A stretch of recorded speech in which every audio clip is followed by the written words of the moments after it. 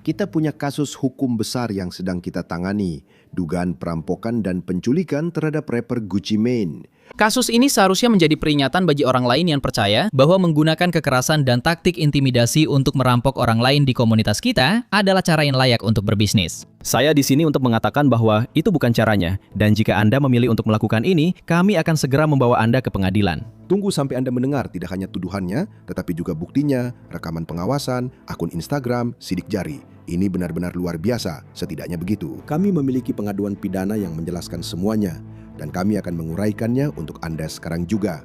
Selamat datang di Sidebar, dipersembahkan oleh Law and Crime. Saya, Jesse Weber. Oke, saya harus membagikan ini. Ada kabar yang sangat menggembirakan. Oke, kami telah menghabiskan begitu banyak waktu bersama di sini di Law and Crime, membahas setiap kasus aneh yang terjadi larut malam. Sehingga kami ingin menemukan cara agar Anda bisa lebih dekat lagi dengan aksi yang terjadi. Itulah mengapa kami akhirnya meluncurkan Law and Crime Plus. Ini adalah tempat baru Anda untuk ribuan jam episode tanpa iklan dan berkas kasus eksklusif di mana Anda benar-benar bisa menyelami bukti-buktinya sendiri. Kami benar-benar membuat ini untuk komunitas orang-orang yang begadang, menganalisis setiap detail sambil menunggu putusan. Jadi, ini adalah ruang Anda sama seperti ruang kami. Silakan, unduh aplikasinya, coba fiturnya, beritahu kami pendapat Anda. Anda bisa langsung ke longcrimeplus.com hari ini untuk mendapatkan penawaran terbatas kami hanya dengan $399 per bulan atau $4.099 per tahun. Bagaimana Anda bisa memahami judul berita ini? Rapper Gucci Mane diduga dirampok dan diculik oleh rapper lain. Jadi seperti yang dikatakan Departemen Kehakiman dalam pernyataan mereka, kutip, Minggu ini, 9 orang termasuk artis musik terkenal didakwa secara federal karena menculik dan merampok dengan todongan senjata sejumlah korban di sebuah studio musik di Dallas, Texas. Demikian diumumkan oleh Jaksa Amerika Serikat untuk Distrik Utara Texas, Ryan Raybould. 8 dari 9 orang tersebut ditangkap di Dallas, Texas dan Memphis, Tennessee. Para terdakwa itu termasuk Lantrell Williams Jr. alias Pushaisti, Lantrell Williams Sr., Rodney Wright Jr., alias Big 30, Kadarius Waters, Terrence Rogers, Demarion Gibson, DeMarcus Glover, Corday Johnson, Darian McDaniel. Sebenarnya, omong-omong, kemarin ada konferensi pers yang diadakan. Dan saya ingin kamu mendengarkan momen ketika mereka membicarakan satu orang yang masih dicari dalam kasus ini, benar? Jadi ada orang-orang yang didakwa, tapi tidak semua sudah ditangkap. Ini adalah Jaksa Amerika Serikat untuk Distrik Utara Texas, Ryan Raybould. Salah satu individu yang telah didakwa belum menjalani sidang awalnya, tetapi para agen sedang aktif bekerja untuk menemukan dan membawanya ke pengadilan. Saya sebenarnya ingin membahas itu, Eric Bushman dari KRLD. Karena masih ada satu orang yang sedang Anda coba datangkan. Saya kira itu berkaitan dengan sidang awalnya. Anda mengatakan bahwa Anda mencoba karena Anda mengumumkan ini ke publik. Apakah Anda khawatir hal itu pada akhirnya akan mempersulit untuk menangkap individu tersebut? Para agen sedang berusaha menemukannya. Pengaduan pidananya sudah dibuka untuk publik dan beberapa terdakwa ini sudah menjalani sidang publik mereka, sidang awal mereka. Jadi, sudah diketahui bahwa individu ini telah didakwa. Informasi tersebut sudah tercatat di dokumen publik. Tapi saya percaya para agen akan mampu mengidentifikasi orang ini, menemukannya, dan membawanya ke pengadilan. Tentu saja orang tersebut bisa segera menyerahkan diri. Dan saya memiliki dokumen pengaduan pidana setebal 32 halaman yang diajukan di Pengadilan Distrik Amerika Serikat untuk Distrik Utara Texas yang akan saya jelaskan kepada Anda dengan sesederhana mungkin. Saya ingin Anda mengetahui tuduhannya, bukti potensialnya, para pihak yang terlibat, oke? Agar Anda mendapat gambaran tentang kasus ini. Dan saya ingin mengatakan ini sebelum saya membahasnya lebih jauh. Anda akan mengerti setelah saya membahas ini, mengapa orang-orang ini ditangkap berdasarkan bukti yang diduga ini, tapi semuanya tetap dianggap tidak bersalah sampai terbukti bersalah. Saya harus mengatakan itu karena sekali lagi, Anda akan mendengarkan ini dan Anda mungkin akan berkata, wah, bukti terhadap mereka bisa dibilang sangat memberatkan. Tapi sejauh ini belum ada yang terbukti. Oke, dengan catatan itu mari kita mulai. Jadi ini adalah sebuah affidavit. Ini adalah pernyataan di bawah sumpah dari seorang agen khusus FBI untuk mendukung sebuah pengaduan pidana. Dan ini adalah pernyataan adanya dugaan kuat bahwa kejahatan telah dilakukan. Oke, ini dimulai dengan menyatakan bahwa pada tanggal 10 Januari 2026 para korban yang hanya diidentifikasi dengan inisial dan mereka termasuk RD yang harus kita asumsikan adalah Gucci Mane karena nama aslinya adalah Roderick Davis. Mereka mengatakan bahwa mereka dirampok dan diculik dengan todongan senjata di sebuah studio musik di Dallas, Texas. Sekarang tampaknya ada pertemuan yang dijadwalkan antara RD dan tersangka Lantrell Williams Jr. Dan tampaknya artis hip hop ini dikenal sebagai Pooh Shiesty dan dia dilaporkan telah menandatangani kontrak dengan label rekaman RD 1017 Records. Sekarang pertemuan ini dilaporkan membahas perselisihan kontrak. Ini sekali lagi menurut jaksa penuntut. Dan tampaknya Williams Jr. ingin keluar. Jadi affidavit tersebut menyatakan bahwa ketika RD dan korban-korban lain yang diduga dalam kasus ini, serta yang lainnya masuk ke gedung kantor ini, mereka menyadari bahwa gedung itu tutup. Jadi Williams Senior, yang tampaknya adalah ayah dari Williams Junior, rupanya sedang mencoba memesan studio rekaman hari itu untuk putranya dan untuk RD agar bisa merekam musik. Williams Senior rupanya sedang berbicara dengan seseorang yang tidak dikenal, hanya dikenal sebagai JN, pemain lain dalam kasus ini yang memiliki studio tersebut. Studionya berada di dalam gedung kantor ini. Jadi sekarang kamu paham letak geografisnya, apa yang sedang kita bicarakan di sini. Jadi, affidavit itu menyertakan gambar diam yang tampaknya diambil dari rekaman kamera pengawas yang diduga menunjukkan William Senior sedang berbicara dengan seseorang di telepon di luar gedung. Saya akan memberikan sedikit cuplikan untukmu di sini. Ada banyak gambar diam. Banyak sekali gambar diam dalam pengaduan pidana ini. Dan omong-omong, itu membantu menguatkan detail-detailnya. Itu membantu menguatkan kronologinya. Itu membantu menguatkan peristiwa-peristiwa yang dijelaskan ketika kamu memiliki gambar diam dari rekaman pengawas ini yang katanya sudah diberi penanda waktu. Sekarang, seorang asisten dilaporkan tiba untuk membantu produksi pada pukul 3.39 sore hari itu. Dan surat pernyataan itu menyatakan bahwa duo ayah dan anak ini, keluarga Williams, sedang berdebat dengan seseorang di telepon.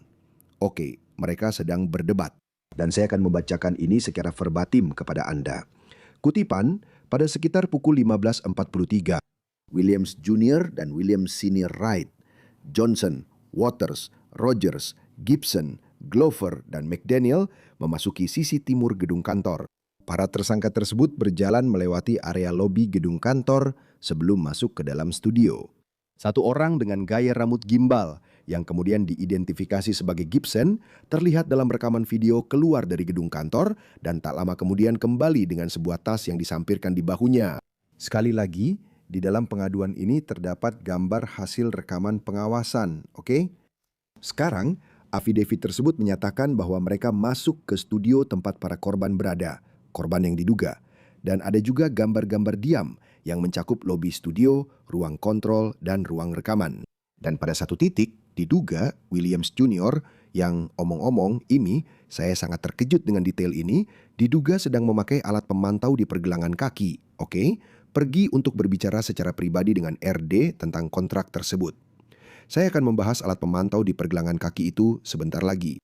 Tapi diduga terjadi sebuah pertengkaran dan akhirnya Williams Jr. dituduh mengeluarkan pistol hitam model AK dan mengarahkannya ke RD, diduga sambil menuntut agar dia menandatangani dokumen pelepasan kontrak. Sekarang RD diduga menuruti menandatanganinya. Sekali lagi, kita berasumsi ini adalah Gucci Mane. Dan ada klaim bahwa RD yang tampaknya adalah Gucci Mane tidak diizinkan pergi karena dia ditahan dengan todongan senjata. Ada tuduhan bahwa Wright diduga merekam RD saat menandatangani dokumen dan dipaksa untuk mengatakan bahwa dia membebaskan Williams Jr. dari kontrak. Dan kemudian setelah itu diduga Williams Jr. mengambil cincin kawin, jam tangan, anting-anting dan uang tunai milik RD. Saya penasaran apakah mereka punya rekaman video itu? Oke, saya benar-benar penasaran apakah mereka punya itu. Tapi saya akan membacakan lagi kata demi kata dari pengaduan tersebut. Waters, Rogers, Johnson, Glover, McDaniel, dan Gibson mengeluarkan pistol atau pistol bergaya AK dan mulai menuntut barang-barang milik BP dan MM. BP didorong ke sofa di ruang kontrol, sementara seseorang yang dikenal BP sebagai CMO Dam Fu dan merupakan bagian dari kru Williams Jr. menggeledah saku BP dan mencuri dompetnya. Rantai dan kalung BP dicuri dari lehernya. McDaniel mengancam akan menembak BP karena bergerak, tetapi Williams Jr. memerintahkan McDaniel untuk tidak melakukannya. MM dicekik dari belakang hingga hampir kehilangan kesadaran selama penculikan dan perampokan yang mengakibatkan luka gores di leher dan pergelangan tangannya. Sekarang di dalam pengaduan tersebut terdapat apa yang tampaknya adalah foto-foto yang menunjukkan luka atau lecet di leher dan pergelangan tangan MM. Dan ada klaim bahwa dompet, jam tangan, tas Louis Vuitton dan headphone miliknya dicuri. Dan jika Anda bertanya-tanya tentang keamanan, benar, Bukankah mereka punya petugas keamanan bersamanya? Nah, klaimnya adalah bahwa petugas keamanan korban menyadari mereka kalah jumlah dan kalah persenjataan. Selanjutnya dikatakan, kutip, RD didorong ke sofa di ruang kontrol. Sekali lagi, kita tampaknya sedang membicarakan Gucci Mane yang membuat para korban percaya bahwa mereka akan dieksekusi. Williams Jr. menempelkan moncong senjata api ke belakang kepala BP dan memerintahkan dia serta RD untuk meninggalkan ruang kontrol di studio melalui pintu barat gedung kantor. RD kemudian memerintahkan CW dan TD untuk mengantar mereka ke kendaraan mereka. Saat para korban pergi, MM berbalik kepada Williams Jr. dan bertanya apakah mereka benar-benar mengambil jam tangannya. Berdasarkan rekaman video pengawasan yang kemudian ditemukan, para tersangka meninggalkan studio dan gedung kantor melalui pintu timur sekitar pukul 16.48. Dan dari sana, afidavit tersebut memaparkan foto-foto para tersangka yang diduga meninggalkan gedung serta mobil-mobil yang diyakini terkait dengan mereka yang bepergian ke arah utara. Sekarang, bagaimana mereka menemukan para tersangka tersebut? Ini benar-benar menarik. Kita akan mulai dengan identifikasi kendaraan. Jadi, affidavit itu menyatakan bahwa ayah Wright memiliki sebuah Dodge Charger Hellcat tahun 2020 dengan plat nomor Tennessee. Pihak berwenang tampaknya menggunakan pembaca plat nomor untuk melacak Charger yang mengikuti mobil lain, sebuah Dodge Ram. Kita berbicara tentang pukul 14.18 pada tanggal 10 Januari. Dan mereka mengklaim bahwa Dodge Ram itu mirip dengan yang ada di rekaman video pengawasan di dekat lokasi kejadian pada sore hari itu. Mereka tampaknya juga menggunakan pembaca plat nomor untuk mengaitkan Charger yang melaju sangat dekat dengan sebuah Buick Enclave putih. Dan dengan menggunakan catatan penyewaan, mereka menentukan bahwa Enclave itu disewa oleh Williams Senior. Mari kita lanjut ke pemantauan lokasi elektronik. Ingat ketika saya bilang tentang alat pemantau pergelangan kaki untuk Williams Jr.? Nah, ternyata dia sedang menjalani hukuman atas dakwaan federal terkait narkoba dan senjata. Tahanan rumah harus mengenakan alat pemantau elektronik. Jadi mereka bisa menggunakan data lokasi dari alat itu untuk melacak pergerakannya yang tampaknya berada di dekat lokasi kejahatan. Dan kemudian affidavit itu menyatakan bahwa Williams Senior dan Williams Junior pergi ke toko Staples lebih awal hari itu. Kenapa? Tuduhannya adalah untuk mencetak dokumen pelepasan kontrak yang sekali lagi merupakan bagian penting dari seluruh perselisihan dan insiden yang diduga ini. Sekarang pihak federal mengatakan rekaman video pengawasan dan data GPS menempatkan mereka di sana. Catatan telepon seluler, Anda tahu ini selalu menjadi kunci dalam penyelidikan kriminal, bukan? Saya akan membacakan persis seperti yang tertulis. Simak terus, ini bagian yang penting. Penyelidik memperoleh catatan telepon seluler untuk Williams Jr., Williams Senior, Wright, Johnson, Waters, Rogers, dan Gibson, serta data lokasi telematika dan catatan untuk Dodge Charger Hellcat dan Dodge Ram. Catatan menunjukkan Wright, Johnson, Waters, Rogers, dan Gibson melakukan perjalanan bersama dari Memphis, Tennessee ke Dallas, Texas, serta menggunakan Dodge Charger Hellcat dan Dodge Ram. Mereka meninggalkan Memphis pada 8 Januari 2026 dan tiba di Dallas pada dini hari 9 Januari 2026. Data dari perangkat pemantauan elektronik Glover sesuai dengan catatan ponsel ini. Pada 10 Januari 2026 mulai sekitar pukul 14.28 hingga sekitar pukul 14.46, Williams Jr., Williams Senior, Wright, Johnson, Waters, Rogers, Gibson, Dodge Charger Hellcat dan Dodge Ram berada di sekitar Menara Windrose, tempat tinggal Williams Jr. sebelum pindah. Mereka semua pergi bersama-sama ke lokasi kejadian, yaitu tempat terjadinya kejahatan, dan tiba sekitar pukul 15.00. Data dari perangkat pemantauan elektronik Williams Jr. dan informasi lokasi untuk Buick Enclave sesuai dengan catatan telepon seluler. Williams Jr., Williams Senior, Wright, Waters, Rogers, Gibson, Dodge Charger Hellcat, dan Dodge Ram pergi bersama-sama dari lokasi kejadian, berangkat sekitar pukul 16.50. Ke area The Star di Frisco, Texas, tiba sekitar pukul 17.07. Lihat betapa tepatnya ini. Williams Jr., Williams Senior, Wright, Johnson, Waters, Rogers, dan Gibson menggunakan menara dengan jangkauan yang mencakup area The Star hingga sekitar pukul 21.30. Data dari perangkat pemantauan elektronik Williams Jr. dan informasi lokasi untuk Buick Enclave sesuai dengan catatan ponsel. Wright, Johnson, Waters, Rogers, Gibson, Dodge Charger Hellcat, dan Dodge Ram. Saya harus terus mengulanginya karena saya pikir penting bagi Anda untuk mengidentifikasi pihak-pihak yang berbeda di sini dan sumber lokasi yang berbeda. Bepergian bersama dari area The Star di Frisco ke daerah Comfort Inn di mana mereka bermalam, Williams Junior dan Williams Senior tetap berada di area The Star semalaman. Selanjutnya dikatakan, catatan ponsel menunjukkan bahwa pada 13 Januari 2026, Wright, Johnson, dan Waters bepergian bersama dengan Dodge Ram dari Dallas, Texas ke Memphis, Tennessee. Jadi, jika tuduhan ini benar, Anda melihat secara langsung dan detail betapa sulitnya pada tahun 2026 di lingkungan perkotaan untuk melakukan kejahatan tanpa terlacak. Ini adalah dunia digital, penuntutan digital, dan bisa sangat sulit bagi pengacara pembela untuk membantah keandalan data ini, terutama jika Anda menggabungkan berbagai bentuk data, ponsel dengan pengawasan, dengan pemantauan GPS, bukan?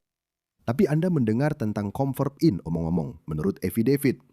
Catatan Comfort Inn mengkonfirmasi atau diduga mengkonfirmasi bahwa Gibson membayar untuk 4 kamar di hotel itu. Jadi sekarang Anda memiliki catatan keuangan, dokumentasi. Penyidik meninjau rekaman kamera pengawas dari Comfort Inn dan melihat Wright, Johnson, Waters, Rogers, Gibson, Glover, McDaniel di dalam Comfort Inn.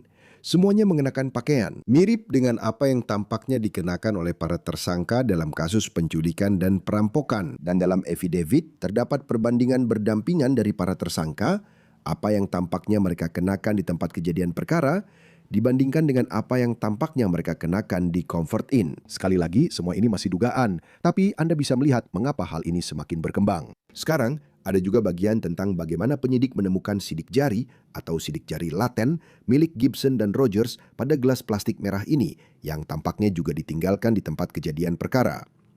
Kita lanjut ke media sosial. Yang satu ini level berikutnya, oke? Jadi rupanya penyidik membandingkan deskripsi tentang Williams Jr. dari para korban seperti bagaimana mereka menggambarkannya dengan sebuah akun Instagram bernama Pooh Shiesty. Dan penyidik mengatakan itu menunjukkan kecocokan. Dan mereka akhirnya melakukan hal yang sama untuk Williams Senior, Wright, dan Waters. Dan bahkan ada foto-foto mereka bersama di internet dan mereka juga mencocokkan kartu identitas negara bagian dengan akun-akun ini. Dan saya harus menyebut Rogers di sini. Kutipan dalam rekaman pengawasan dari lokasi kejadian, individu yang diyakini sebagai Rogers terlihat keluar dari gedung sambil membawa sesuatu yang tampaknya adalah tas Louis Vuitton yang dilaporkan dicuri dari MM. Pada tanggal 15 Januari 2026. Jadi, hanya beberapa hari kemudian, Rogers mengunggah sebuah video di akun @damnfool375 yang menunjukkan dirinya mengenakan Rolex GMT Master 2 dengan gelang Oyster Steel. Jam tangan itu tampak secara visual mirip dengan jam tangan yang dicuri dari MM yang memberikan foto, kwitansi, dan nomor seri jam tangan yang dicuri tersebut kepada penyidik. Unggahan tambahan di akun @damnfool375 menunjukkan Rogers mengenakan sepatu yang mirip dengan yang ia kenakan saat melakukan pelanggaran. Dan mereka juga menyisipkan foto-foto yang diduga menunjukkan hal itu. Dari Instagram Glover, berikut salah satu contohnya. 11 Januari 2026, sebuah story menampilkan sejumlah besar uang tunai, sebuah jam tangan Rolex yang secara visual mirip dengan yang dicuri dari MM, dan tag lokasi Dallas, Texas, 17 Januari 2026. Sebuah story menunjukkan Glover dengan Rolex yang tampaknya identik dengan yang dicuri dari MM, menyatakan bahwa dia mendapatkan rope baru yang diyakini merupakan slang untuk jam tangan atau kalung. 19 Januari 2026, video-video yang menunjukkan Glover mengenakan kalung dengan liontin bertuliskan 1017 yang tampaknya identik dengan yang dicuri dari BP. Jadi tuduhannya bukan hanya kamu mencuri semua ini, tapi kamu juga memamerkannya. Sekarang pengacara pembela akan mengatakan itu bukan kalung yang sama, mereka memilikinya. Tapi barang-barang seperti ini cukup langka, apalagi kalau kita bicara soal Rolex itu. Dan saya yakin mereka bisa saja berdebat tentang apakah barang-barang ini benar-benar dicuri atau tidak. Tapi sekali lagi, waktu, keadaan, dan kemungkinan kelangkaan barang-barang ini adalah sesuatu yang perlu diingat. Tidak bersalah sampai terbukti bersalah, itu jadi masalah. Sekarang, ada hal lain yang harus saya catat yang mungkin akan digunakan sebagai bukti nanti. Jadi, ketika kamu tampaknya mengunjungi halaman Instagram mereka, dari yang saya lihat, halamannya nyaris sudah dikosongkan. Mungkin masih ada beberapa postingan yang tersisa, tapi sepertinya hanya itu saja. Kamu tahu, Shiesty masih punya banyak postingan, jadi agak sulit untuk tahu apakah ada yang sudah dihapus dari situ. Tapi kalau jaksa bisa membuktikan bahwa mereka menghapus sesuatu untuk kemungkinan menghancurkan barang bukti atau mencoba bersembunyi dari pihak berwenang, itu akan menarik. Sekarang bisa saja aku salah. Mungkin itu dihapus setelah mereka ditangkap karena suatu alasan atau setelah ada tuntutan. Aku sendiri kurang tahu, tapi itu sesuatu yang aku perhatikan. Dan lalu di dokumen ini, mereka melakukan sesuatu yang menurutku sangat menarik. Dan aku akan bilang ini cukup menyegarkan, karena di berkas pengaduan pidana ini, setidaknya untuk tujuan analisisku, mereka benar-benar merinci bukti-bukti terhadap masing-masing terdakwa dengan sangat jelas. Jadi misalnya, menurut kesaksian saksi mata, Lantrell Williams Jr. membawa RD ke studio rekaman dan memaksa RD menandatangani kontrak pelepasan dengan todongan senjata sebelum mengambil cincin kawin RD, jam tangan, anting-anting dan uang tunai. Kesaksian saksi mata juga menempatkan Williams Jr. di dalam ruangan saat penculikan dan perampokan tambahan terhadap MM dan BP terjadi. Catatan telepon seluler, pemantauan lokasi elektronik, dan rekaman kamera pengawas menunjukkan Williams Jr. berada di lokasi kejadian. Data pemantauan lokasi elektronik juga menunjukkan Williams Jr. berada di toko Staples bersama ayahnya yang diyakini sedang mencetak kontrak pemutusan sebelum tiba di lokasi kejadian. Dan mereka melakukan ini lagi untuk setiap terdakwa. Lalu dilanjutkan dengan mengatakan, berdasarkan fakta-fakta yang telah disebutkan di atas, ada alasan yang cukup untuk meyakini bahwa pada tanggal 10 Januari 2026 di Divisi Dallas, Distrik Utara, Texas, DeMarcus Glover, Demarion Gibson, Gordon Johnson, Darian McDaniel, Terrence Rogers, Kadarius Waters, Lantrell Williams Jr., Lantrell Williams Sr., dan Rodney Wright Jr. bersekongkol untuk melakukan dan juga melakukan penculikan yang melanggar 18 USC 1201A dan C. Ngomong-ngomong, ketika Anda mendengar bahwa mereka bersama-sama di ruangan yang sama, sementara perampokan lain sedang terjadi, itulah kesepakatannya, bukan? Konspirasi adalah kesepakatan untuk melakukan kejahatan. Dan apa saja langkah nyata yang diambil untuk mendukung kesepakatan itu? Dan setahu saya, jika terbukti bersalah, setiap terdakwa menghadapi hukuman hingga penjara seumur hidup. Ini sekali lagi menurut DOJ. Saya sudah menyebutkan ini sebelumnya, akan saya sebutkan lagi. Ada konferensi pers yang diadakan, dan itu terjadi kemarin. Saya ingin memutar lagi beberapa cuplikan suaranya untuk Anda, oke? Ini akan melengkapi beberapa detailnya. Dan sekali lagi, ini adalah jaksa Amerika Serikat ketika ditanya tentang para korban. Dan menurut saya, apa yang dia katakan cukup menarik. Kasus ini benar-benar menegaskan pentingnya membela korban kejahatan, siapapun mereka atau dari manapun asal mereka. Dan kerjasama investigatif yang luar biasa, benar-benar luar biasa, yang kami miliki tidak hanya di Distrik Utara Texas, tetapi juga di seluruh negeri. Dan kami semua bekerja sama untuk membuat negara kita lebih aman.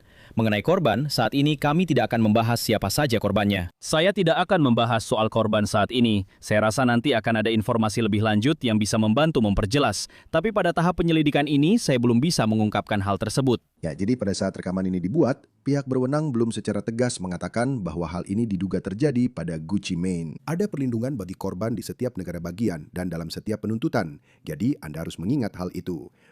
Tapi Anda ingat, saya tadi sempat menyebut soal bukti kan? Ini adalah jaksa Amerika Serikat yang membicarakan bukti tersebut dan hukumannya.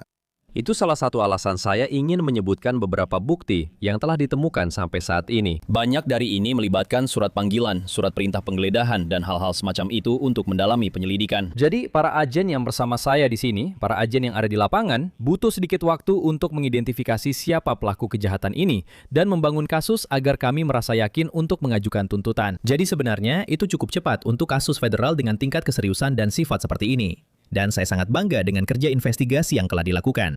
Dan itu akan terus berlanjut dari kantor ini, juga dari FBI dan Departemen Kepolisian lokal kami. Jika terbukti bersalah atas tuduhan ini, seberapa berat ancaman hukumannya? Apa yang bisa Anda sampaikan tentang hal ini?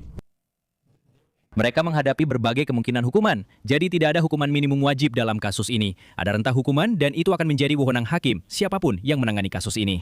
Namun hukumannya bisa mulai dari 0 hingga penjara seumur hidup. Dan seperti yang Anda tahu, banyak hal yang akan menjadi pedoman dalam apa yang disebut pedoman pemidanaan akan bergantung pada individu tersebut. Riwayat kriminal sebelumnya, fakta bahwa salah satu dari individu ini melakukan pelanggaran saat dalam tahanan rumah, jadi sebenarnya sedang menjalani hukuman federal. Dengan asumsi individu tersebut dinyatakan bersalah, itu pasti akan menjadi faktor yang memberatkan. Kasus besar, perkembangan besar, bukti penting. Kami akan terus memantau apa yang terjadi selanjutnya. Tapi itu saja yang bisa kami sampaikan untuk Anda saat ini di Sidebar semuanya. Terima kasih banyak sudah bergabung bersama kami. Dan seperti biasa, silakan berlangganan di YouTube, Apple Podcast, Spotify, dimanapun Anda mendapatkan podcast Anda. Anda juga bisa menonton kami di Peacock milik NBC. Jika Anda ingin mengikuti saya, X, Instagram, acara saya di News Nation, Jesse Weber Live, Senin sampai Jumat pukul 11 malam waktu timur. Sampai jumpa di lain waktu semuanya.